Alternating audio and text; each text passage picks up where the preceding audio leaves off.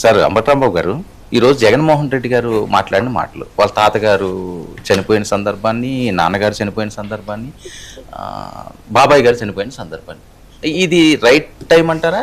ఇన్ని సంవత్సరాల తర్వాత ఈ అంశాన్ని తీసుకురావడం వెనక ఏమైనా ఇన్సైడ్ ఉందా? అది ఏ సందర్భంలో తీసుకొచ్చారనేది ఇక్కడ ప్రధానమైంది. నారా చంద్రబాబు నాయుడు గారు బయట వాళ్ళకి క్లారిటీ వస్తుందా? బయట ఉందమ్మా, బయట ఉంటే ప్లే చేయాల్సి వస్తుంది. నేను చెప్తాను. నారా చంద్రబాబు నాయుడు గారు ఇది గొడ్డలి పార్టీ, ఇది హత్యలు చేసే పార్టీ, ఇది రౌడీ పార్టీ అని ఈ మధ్యకాలంలో చాలా ఎక్కువ సార్లు ఉచ్చరిస్తున్నారు. దానికి సమాధానం చెప్పే క్రమంలో వెనకలో జరిగిన చరిత్ర అంతా చెప్పుకొచ్చారు.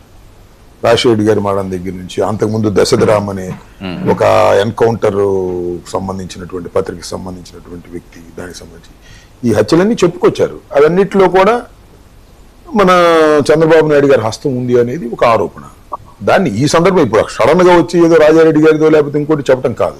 ఆ నేపథ్యం ఖచ్చితంగా గొడ్డల పార్టీ, ఇది రౌడీ పార్టీ, ఇది దుర్మార్గమైన పార్టీ, ఈ పార్టీ ఉండకూడదు అని పార్టీ మొత్తాన్ని తిట్టేటటువంటి కార్యక్రమంలో చంద్రబాబు నాయుడు గారి నిమగ్నమై ఉన్న సందర్భాన్ని పురస్కరించుకొని, ఆ నేపథ్యాన్ని పురస్కరించుకొని చెప్పినటువంటి మాటలు, అది సందర్భం.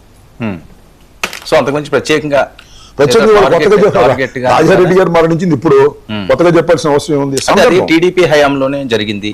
అవును సార్, అదే అనేది ఏంటంటే చంద్రబాబు నాయుడు గారు సార్ అసెంబ్లీ సాక్షిగా అసెంబ్లీ అనేది ఏంటంటే చంద్రబాబు నాయుడు గారు హత్యా రాజకీయాల్లో ఉద్దండు అని చెప్పేటటువంటి క్రమంలో వీటన్నిటిని కోట్ చేయటం జరిగింది. చంద్రబాబు నాయుడు గారేమో రాజకీయాల్లోనే అలా చాలా శుద్ధుండని, జగన్మోహన్ రెడ్డి గారు గొడ్డల పార్టీ అని, వాళ్ళ చంపారని వీళ్ళ చంపారని ఇట్లాంటి అన్ని వారికి ఉన్నటువంటి పత్రికా పట్టుతో రకరకాలుగా చెబుతున్నారు. కాబట్టి దానికి జగన్మోహన్ రెడ్డి గారు మీడియా సమావేశాన్ని ఏర్పాటు చేశారు. కాబట్టి ఆ నేపథ్యంలో దాని గురించి కూడా మాట్లాడేటటువంటి ప్రయత్నం చేశారు. అది ఇక్కడ నేపథ్యం. సార్, బీజేపీతో వైఎస్ఆర్సీపీకి ఎలాంటి ప్రేమానురాగాలు ఉన్నాయి? మేము ఎలాంటి ప్రేమానురాగాలు ఉన్నాయనేది కాదు. బీజేపీ పార్టీ కన్నా కూడా కేంద్రంలో ఉన్న ప్రభుత్వంతో మేము ఆ రోజున సింగిల్ గా పోటీ చేసి గెలిచినా కూడా కేంద్ర ప్రభుత్వంతో మేము సన్నిహితంగా ఉన్నమాట వాస్తవం. అది అక్కడ ప్రభుత్వం.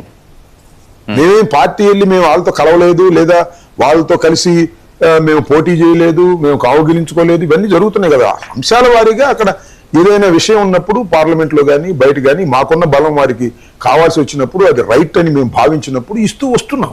ఇది జరుగుతున్నటువంటి చిత్రమే కదా. ఇది కొత్తగా నేను చెప్పాల్సిన అవసరం లేదు. మా పార్టీ ఇది విచిత్రం కాదంటారా? సరే, మీరు అధికారంలో ఉన్నప్పుడు, కేంద్రంలో బీజేపీ ఉన్నప్పుడు మీరు అభిమానంగా ఉండడమో, లేకపోతే కేంద్రం అవసరం రాష్ట్రానికి ఉంటుంది కాబట్టి ఖచ్చితంగా ఆ రకంగా వెళ్లాల్సిన అవసరం ఉంది. ఇప్పుడు కూటమి, తెలుగుదేశం పార్టీ, జనసేన, బీజేపీ కలిసి ఉంది. ఈ టైంలో కూడా బీజేపీ అవనియండి లేకపోతే కేంద్రం అవనియండి, ఏది అడిగినా సరే, వాళ్ళకి ఏ సహాయం వచ్చినా సరే మేము ఉన్నామని ముందు వరుసలోకి వెళ్ళిపోవచ్చు. ఆ గ్యారంటీ ఇవ్వాల.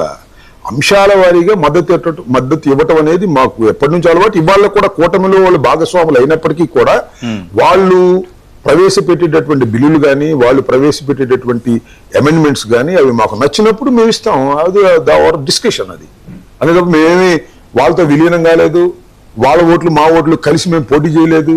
మా గ్యాప్ ఎప్పుడు అలాగే ఉంటుంది. కానీ ఒక కేంద్రంలో ఉన్నటువంటి ఒక రాజకీయ పార్టీ ఒక నిర్ణయాలు తీసుకున్నప్పుడు ఆ నిర్ణయాలు మాకు నచ్చినప్పుడు మేము సపోర్ట్ చేస్తాం. ఎవరికైనా కేంద్రంలో బీజేపీ ఉండొచ్చు, మరొకటి ఉండొచ్చు, మాకు నచ్చినప్పుడు మేము సపోర్ట్ చేసే స్వేచ్ఛ మాకు ఉంటుంది, చేస్తాం. అక్కడ కూటమి ఉంది, మీ మీద గెలిచి కదా. కూటమి ఉంటే ఉండేయండి, కూటమి కూడా వీళ్ళు వాళ్ళతో కలవచ్చు. That is a different matter. మేము కూటమితో విభేదిస్తాం తప్ప కేంద్రంలో ఉన్న ప్రభుత్వంతో విభేదించాల్సి వచ్చినప్పుడు విభేదిస్తాం.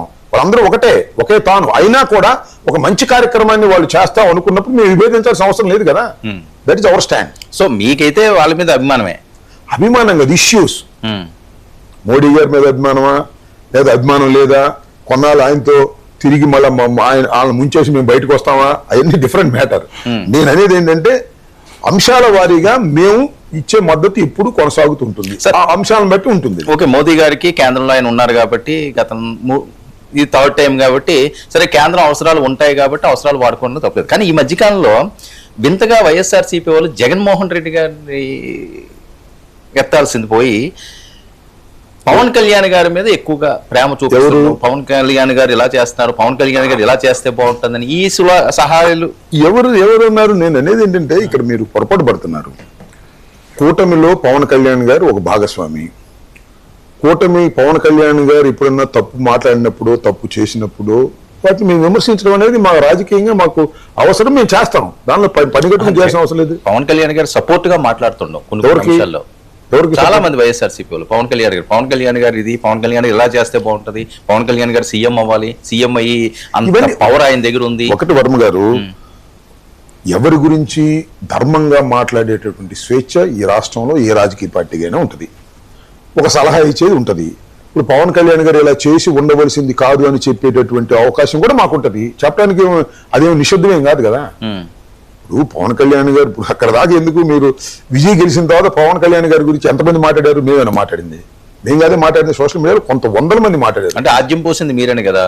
ఎందుకు మాకు ఆద్యం పోయాల్సిన అవసరం మాకేంటి? వాళ్ళు కలిసి ఉంటారని తెలుసు, కలిసే పోటీ చేస్తారని తెలుసు. మాకు రేపు జరగబోయే ఎన్నికల్లో కూడా పవన్ కళ్యాణ్ గారు, చంద్రబాబు నాయుడు గారు కలిసే పోటీ చేస్తారనేది మాకు చాలా స్పష్టంగా ఉంది. ఇంకా మేము వాళ్ళ మధ్యన ఆద్యం పోయాల్సిన అవసరం ఏంటి? ప్రజల్లో ఇప్పుడు మీరు ఒకటి గమనించండి, కూటమిలో ఇబ్బందులు లేవని నేను అనడం లేదు అన్నాడు మొన్న ఎవరు? పవన్ కళ్యాణ్ గారు. అవును, పబ్లిక్ మీటింగ్ కదా, ఆ మీటింగ్ లో అంత లైవ్ లో వచ్చింది. ఆ మాట అన్నప్పుడు జనం నుంచి రియాక్షన్ ఏంటి ఒకసారి చూడండి. Calculate that. ఏమైంది? వ్యతిరేకించారా? చూడండి మీరు ఒకసారి, కడవలు కూడా చూడమంటున్నా.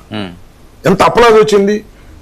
ఎస్ అనే పద్ధతిలో వచ్చి కింద రాద్ధాంతం చేసినంత పని చేశారు. అంటే కూటమిలో ఉన్నటువంటి జనసేనకి తెలుగుదేశానికి మధ్యన కొన్ని వైరుధ్యాలు ఉన్నాయి, కింద ఇబ్బంది పడుతున్నారు అనేది అందరూ చెప్పుకున్న అంశం. మేము ఆద్యం పోయాల్సిన అవసరం మాకేంటి?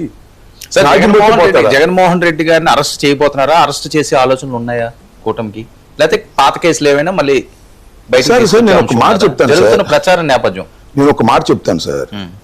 మాజీ ముఖ్యమంత్రి జగన్